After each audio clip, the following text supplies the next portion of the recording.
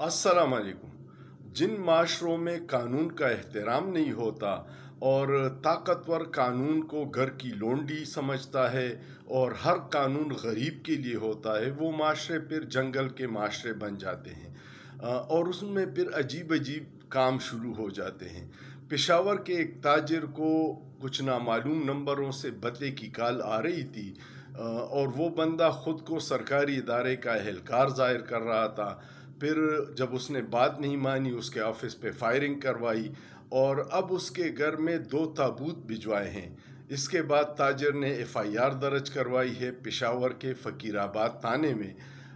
अंदाज़ा लगाइएगा कि इस डिजिटल दौर में कि फ़ोन कॉल फ़ौरन पता चल जाता है कि कहाँ से कौन कर रहा है, इसमें भी हमारा